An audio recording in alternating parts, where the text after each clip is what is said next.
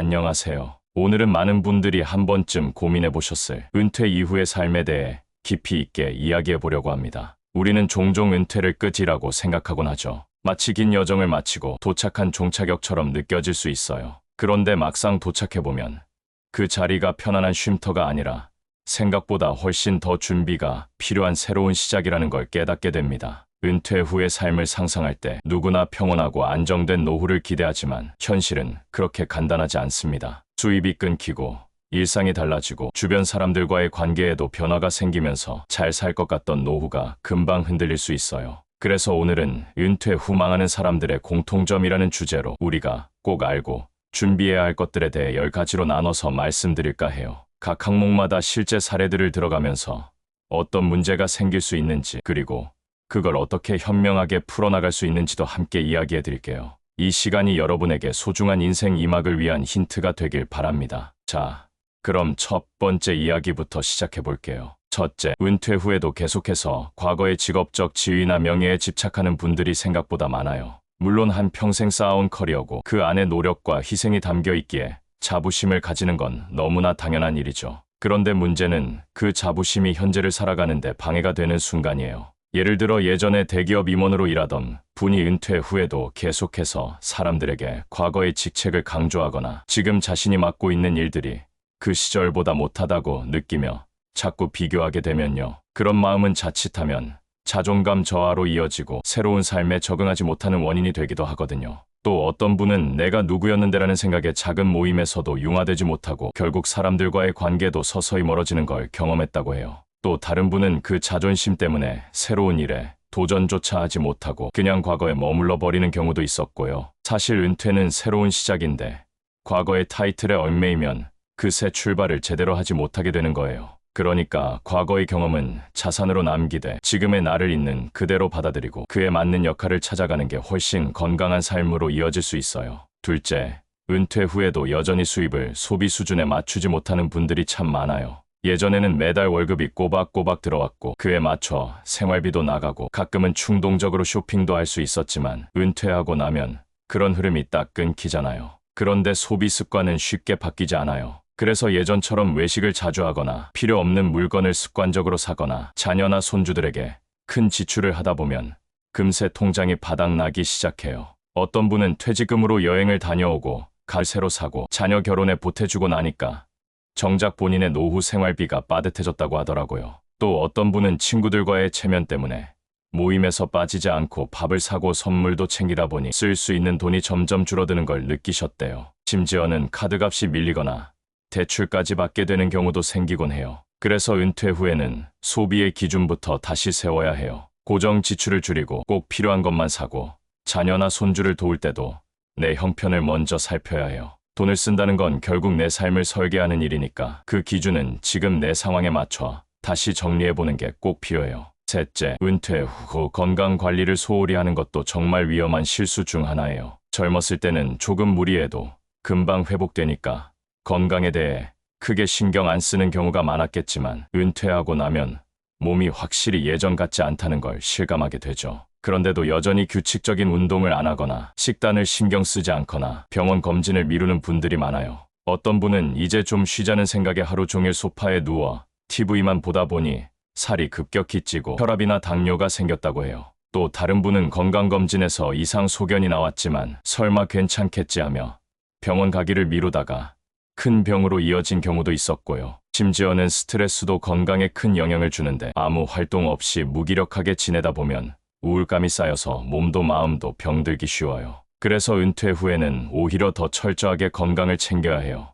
매일 일정 시간 산책하거나 가벼운 운동을 하고 식사도 규칙적으로 챙기고 정기 검진은 꼭 빠짐없이 받는 습관이 필요해요. 그리고 무엇보다 마음 건강도 중요하니까 소소한 일상 속에서 즐거움을 찾는 것도 함께 병행해줘야 해요. 넷째, 인간관계가 좁아지면서 고립되는 것도 은퇴 후에 흔히 생기는 문제예요. 일할 땐 어쩔 수 없이 사람들과 부딪히고 회의하고 점심도 같이 먹고 그러잖아요. 그런데 은퇴하고 나면 그 모든 관계들이 하루아침에 끊겨버리는 느낌이 들어요. 그리고 막상 그 빈자리를 채울 사람도 마땅치 않아서 혼자 있는 시간이 점점 많아지게 돼요. 어떤 분은 은퇴하고 한동안은 너무 좋아서 혼자만의 시간을 즐겼는데 어느 순간부터는 말 한마디 안 하고 하루를 보내는 날이 계속되면서 외로움이 밀려오기 시작했대요. 또 다른 분은 친구들 모임에 나가려고 했지만 다들 바쁘거나 멀어졌다는 느낌에 스스로 거리를 두게 됐다고 하더라고요. 심지어는 누군가와의 관계에서 상처를 받은 경험 때문에 사람을 아예 피하게 된 경우도 있어요. 그런데 사람은 결국 사람 속에서 살아야 하는 존재잖아요.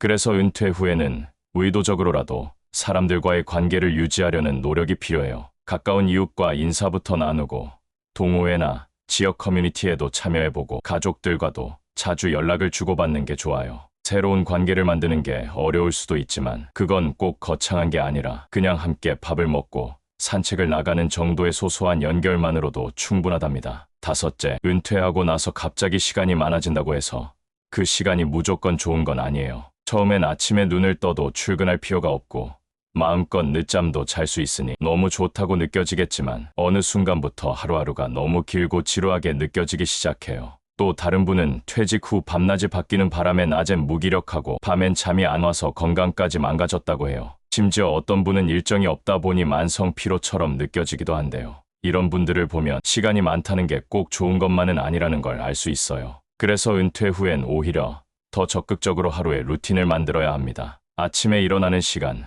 식사 시간, 산책하는 시간, 책 읽는 시간 등 내가 주도하는 일정을 만들어 보는 거죠. 무언가를 해야겠다는 의지가 하루를 지탱해주는 힘이 되거든요. 정해진 일 없더라도 그 시간 안에 나만의 가치를 채우려는 노력이 필요해요. 여섯째, 자존감이 무너지기 시작하면 은퇴 후 삶 전체가 흔들리게 됩니다. 직장이라는 사회적 역할을 내려놓는 순간 그동안 내가 쌓아온 성취나 존재의 의미가 사라졌다고 느껴질 수 있어요. 예전에는 누군가의 상사였고 전문가였고 꼭 필요한 사람이었는데 지금은 아무도 나를 찾지 않는 것 같고 뭘 해도 쓸모가 없는 것 같다는 생각이 들 수 있죠. 어떤 분은 그렇게 스스로를 퇴물처럼 여기면서 자신감을 완전히 잃어버리기도 했고요. 또 어떤 분은 뭔가를 새로 시작하려다도 이 나이에 뭘 해라는 생각이 자꾸 들어서 포기했다고 하더라고요. 이렇게 되면 삶 전체가 위축되고 어떤 도전도 하기 어려워져요. 그런데 사실 그동안 쌓아온 경험과 지혜는 절대 사라지지 않아요. 오히려 지금부터는 그걸 필요한 사람들과 나누고 새로운 의미를 만들어가는 시간이 될 수 있어요.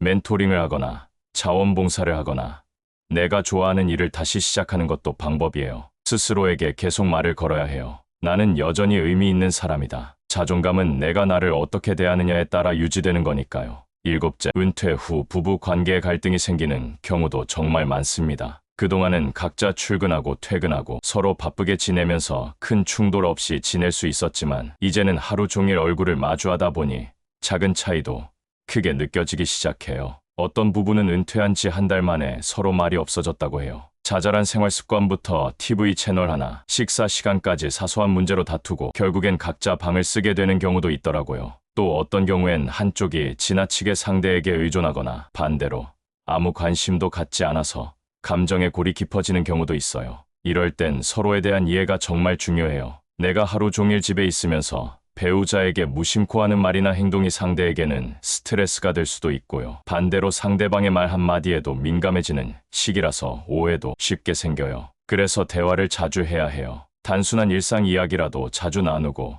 함께 할 수 있는 취미나 산책 같은 활동도 하나쯤 만들어 보는 게 좋아요. 결국 은퇴는 나 혼자만의 문제가 아니라 부부가 함께 맞이하는 변화이기 때문에 우리라는 시선으로 접근하는 게 중요합니다. 여덟째, 준비되지 않은 창업으로 큰 실패를 경험하는 경우도 적지 않아요. 은퇴 후에 이제는 내 사업을 해봐야겠다는 생각으로 자영업에 도전하시는 분들이 많은데 문제는 대부분이 충분한 조사나 계획 없이 덜컥 시작한다는 거예요. 어떤 분은 예전부터 카페를 하고 싶다는 로망이 있어서 가게를 열었는데 상권도 제대로 확인하지 않고 무턱대고 계약부터 했다가 손님이 거의 없어 몇 달 만에 문을 닫았다고 하더라고요. 또 어떤 분은 친구의 권유로 프랜차이즈에 투자했다가 운영 경험이 없다 보니 가맹점 본사에만 의존하게 됐고 결국 적자가 누적되면서 빚까지 생겼다고 해요. 심지어는 가족끼리 사업을 시작했다가 갈등이 생겨서 관계마저 틀어지는 경우도 있어요. 창업은 절대 쉽게 보면 안 되는 일이에요. 아무리 좋은 아이템이 있어도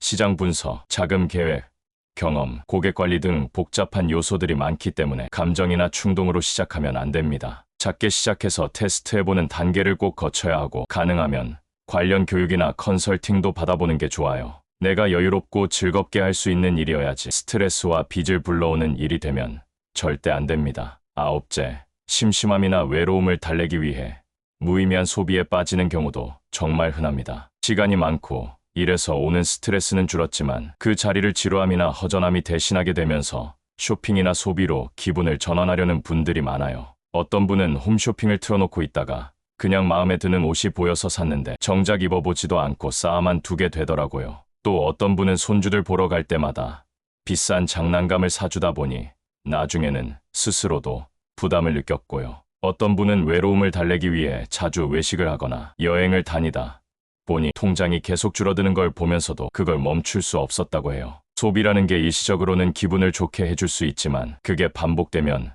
나중엔 불안감과 후회로 되돌아와요. 그래서 은퇴 후에는 소비에도 기준이 필요해요. 정말 필요한 물건인지, 이 소비가 나에게 진짜 만족감을 주는지 한 번쯤 생각하고 결제 버튼을 눌러야 해요. 또 소비보다는 경험에 투자해보는 것도 좋아요. 돈을 쓰더라도 사람들과의 관계나 나의 성장을 위한 쪽에 쓰면 훨씬 더 오래 기억에 남고 보람도 큽니다. 열째, 새로운 배움에 소극적인 태도를 보이는 것도 은퇴 후 삶을 답답하게 만드는 원인이 됩니다. 많은 분들이 이 나이에 무슨 공부야 하면서 새로운 것을 배우는데 부담을 느끼시는데 사실 지금이야말로 가장 자유롭게 배우고 경험할 수 있는 시기예요. 어떤 분은 스마트폰 기능조차 익히기 어려워서 손자에게 계속 물어보는 게 눈치 보여서 아예 스마트폰을 안 쓰게 됐다고 하더라고요. 또 어떤 분은 유튜브나 인터넷 강의가 넘쳐나는 시대에 살고 있으면서도 그걸 활용할 줄 몰라서 정보에서 점점 멀어지고 있다고 해요. 어떤 분은 영어 회화를 배우고 싶었지만